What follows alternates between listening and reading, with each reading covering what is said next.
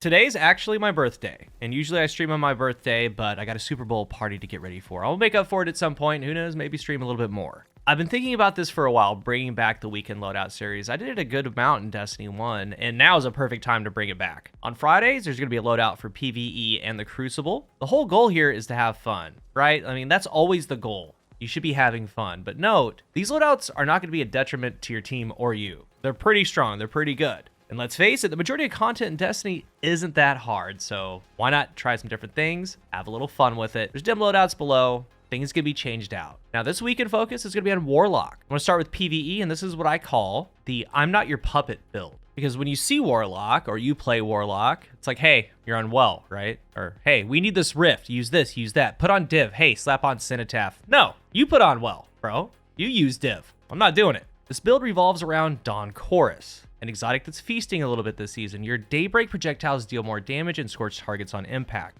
Your Scorch is improved, and you gain a small amount of melee energy when your Scorch damages a target. So you guessed it, we're putting away well, and we're running Daybreak. The aspects, Touch of Flame. We're using it with the Solar Grenade. Lasts longer, wider perimeter. Heat Rises. Final Blows while airborne gives you some melee energy and increases the duration of Heat Rises. You can go Snap or Celestial Fire. I'm going Snap. Both are fine, and you're going to be getting this back a ton. The Phoenix Dive, again, this is about you. Dive into the ground, applies Cure, and while Heat Rises is active, you gain Restoration while diving, and you scorch targets when you land. Fragment Searing. Your class ability recharges faster when you scorch targets. Keeping in mind, this is just passively going alongside with the faster melee recharge from Dawn Chorus. So when you scorch, your class ability and your melee are coming back faster. Char. Your ignition spreads scorch. Eruption. Your ignitions have a greater area of effect. And then Ashes. You apply more scorch. Ivana Solar Siphon, Heavy Ammo Finder, Arms, Focusing Strike, and Impact Induction. For the ability loop, Scorch is helping melee and class abilities. So with Impact Induction, causing damage with that melee helps your grenade. And then Focusing Strike. You get class ability when you cause damage with your melee. All of it's looping. The chest, I have on Solar Reserves, a Resist mod, Legs, Better Already, Double Solar Surge, and class item, Double Outreach, and Reaper. Now, for the weapon, we have some interchangeable things. Sunshot, Tiku, a Solar Bow. Use what you want. Good option is going to be Polaris Lance, and you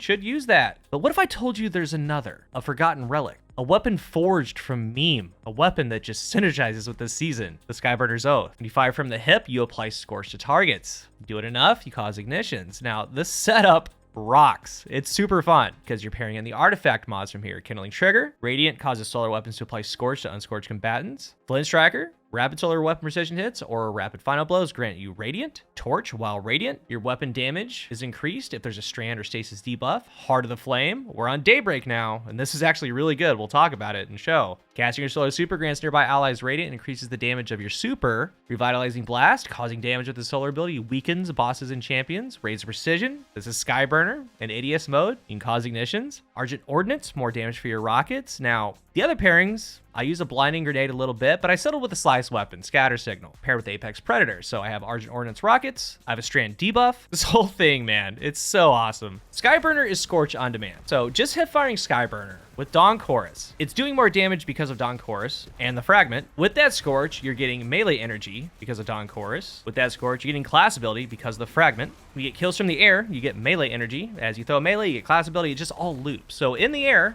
if things get tight, you just Phoenix Dive down. You get your health back. If you have Heat Rises active, you get Restoration and you Scorch everything down below. You get your melee all the time, and you're using Skyburner in your melee with Dawn Chorus to just light everything up. When you Phoenix Dive down, you bring out the Fusion to slice something. Then you have your Bait and Switch Rocket. All the melees that you're throwing, especially on bosses, will weaken them. And with the Super's surprisingly strong with how this season just is playing out in this kit. You throw a Solar Grenade first, throw a melee, slice if you want. You have them weakened, you have them debuffed. Dawn Chorus itself buffs the super damage, and we also have Heart of Flame. When you cast that super to your nearby allies, they get Radiant, but you also get increased damage for the super. It pops out a good amount of damage. It is super fun, and the build's for you. You're not going to be on well to try to help everyone out. You're not going to be Div Dude or whatever it is. You're just setting the world on fire. Change some things out if you want and have some fun with it. It's awesome. And again, you're not a detriment to your team or yourself. You're not behind the 8 ball. It's actually really, really strong. And of course, any suggestions that you have, share them down below.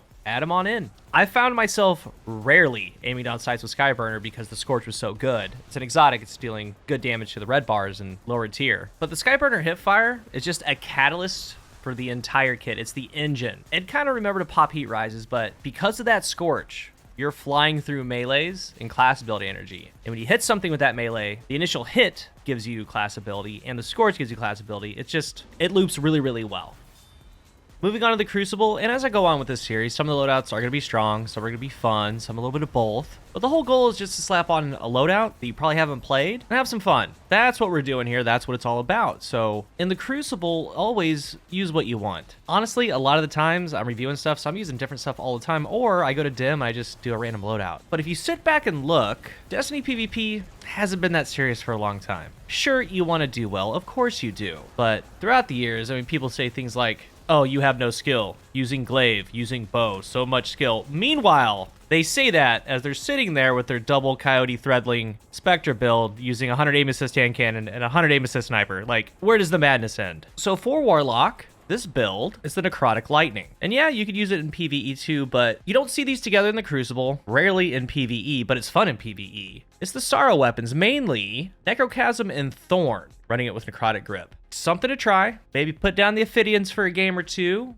or a session, throw Necrotics on and go. I prefer this on Arc, because Arc has the Lightning Surge melee. While sliding, activate your charged melee ability, you blink forward, and it also jolts targets. So when you land that melee, it jolts them and applies Necrotic to them. So if there's two enemies together, you land it right in between them, they're both jolting on each other and they're both sharing poison, and ultimately it collaterals. So a big part of it is utilizing that. Then, of course, regular melees are going to spread poison. Unfortunately, as far as Necrochasm, I don't have the catalyst. I mean, there comes a day when people just don't want to run things anymore, and I hope to get it soon. But if you don't have that, there's Thorn. Thorn got a nice update. I didn't cover it on the channel, but it's good. It ended up in a good spot still. But you'd be surprised at just the tags at Necrotic Grip from your Thorn Final Blows. Sometimes they down, but it's going to stop recovery. It's going to stop a lot of things. And when you pull it off to chain a kill, it's great. It's fun when that happens. And as far as Necrochasm, I mean, the explosion, the Thrall explosion itself is like enough, but it's just adding a little bit more. And again, it's fun when that stuff goes off. And you can do this on Strand, but I do prefer Arc because of that melee. But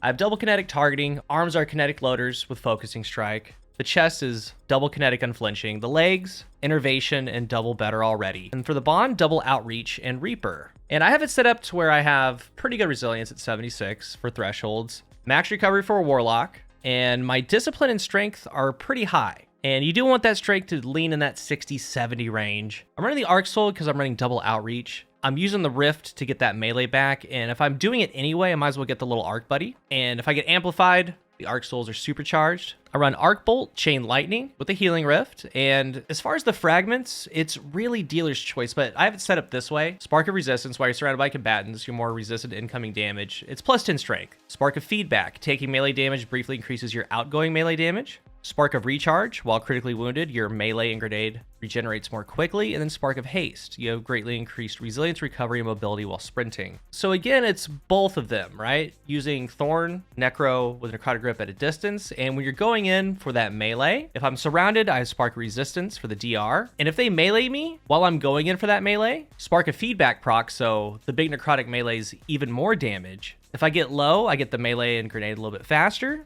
And as I'm running around, I have the greatly increased recovery, mobility, and resilience. So that's why my stats are pretty high and leveled out, because I'm running that fragment. And I have Thorn. It's going to be a shotgun of choice. I recently got this Retold Tale. I really like it. And I'm thinking about covering Retold Tale in a review. Certain things to look for. It's rifle barreled or full choke. Range masterwork, tac mag, quick draw snap with advanced reflexes. It served me well. And I just have Regnant. You can do whatever you want. Real quick note before I close, you used to be able to shoot the Thorn Slide and do the melee and just one-shot them, but they changed that interaction. You can still do it, but you're gonna have to put a Thorn Shot in, then just run at them and do it. You just can't do it in one quick movement. But yeah, I've always liked using this. It's always fun to me. The updated Thorn makes it a lot better. And something to try this weekend in a session. Same goes for PvE, man. That Dawn Chorus, I've been playing it a lot lately and really enjoying my play sessions with it. Give it a try. If you're new here, remember to hit the subscribe button, and if you are subscribed, thank you so much for your support. Let's talk about some of your favorite builds that you like. Again, I plan to drop these on Fridays, one for PvE, one for the Crucible. Next week's gonna be Titan or Hunter. Which one would you like to see? And we'll go from there. Thank you for watching, and until the next one, I am CoolGuy.